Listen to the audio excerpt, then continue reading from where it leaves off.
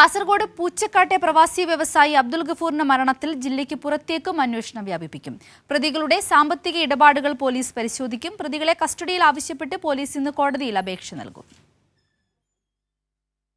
കാസർഗോഡ് പൂച്ചക്കാട്ടെ പ്രവാസി വ്യവസായി അബ്ദുൽ ഗഫൂറിന്റെ കൊലപാതകത്തിൽ അറസ്റ്റിലായ മാങ്ങാട് സ്വദേശി ഉബൈസ്, ജിന്നുമ്മ എന്ന ഷമീമ, പൂച്ചക്കാട് സ്വദേശിനി അസ്നിഫ, മധൂർ സ്വദേശി ആയിഷ എന്നിവർ റിമാൻഡിലാണ്.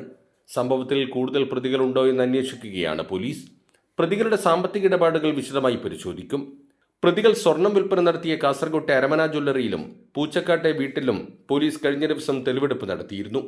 29 പവൻ സ്വർണം ജ്വല്ലറിയിൽ നിന്ന് കണ്ടെത്തി. കാസർഗോഡ് ജില്ലയ്ക്ക് പുറത്തും സ്വർണം വിൽപ്പന നടത്തിയതായി പ്രതികൾ പോലീസിന് മൊഴി നൽകിയിട്ടുണ്ട്. ഈ സാഹചര്യത്തിൽ അന്വേഷണം ജില്ലയ്ക്ക് പുറത്തേക്കും വ്യാപിപ്പിക്കും. തട്ടിയെടുത്ത സ്വർണം വിറ്റുകിട്ടിയ പണം ആഡംബര ജീവിതത്തിനും ഭൂമി ഇടപാട് നടത്താനും വിനിയോഗിച്ചുവെന്നാണ് പ്രതികളുടെ മൊഴി.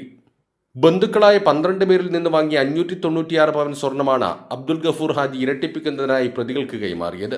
കാലാവധി കഴിഞ്ഞിട്ടും സ്വർണം തിരിച്ചു നൽകാത്തത് അബ്ദുൽ ഗഫൂർ ഹാജി ചോദ്യം ചെയ്തു.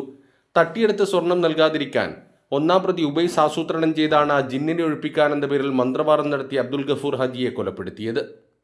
മന്ത്രവാദത്തിന്റെ പേരിൽ പ്രതികൾ നിരവധി പേരിൽ നിന്ന് പണവും സ്വർണവും തട്ടിയെടുത്തതായി പോലീസിന് വിവരം ലഭിച്ചിട്ടുണ്ട്. ഉബൈസിനെയും ഷമീമിയെയും 2013 പോലീസ് ഹണി ട്രാപ്പ് കേസിൽ അറസ്റ്റ് ചെയ്ത് റിമാൻഡ് ചെയ്തിരുന്നു. പിന്നീട് കോടതിക്ക് പുറത്ത് കേസ് ഒത്തുതീർപ്പാക്കുകയായിരുന്നു. കസ്റ്റഡിയിൽ വാങ്ങിയ ശേഷം പ്രതികളെ വിശദമായി ചോദ്യം ചെയ്ത തെളിവെടുപ്പ് നടത്താനാണ് അന്വേഷണ സംഘത്തിന്റെ നീക്കം. കൈരളി ന്യൂസ്, കാസർഗോഡ്.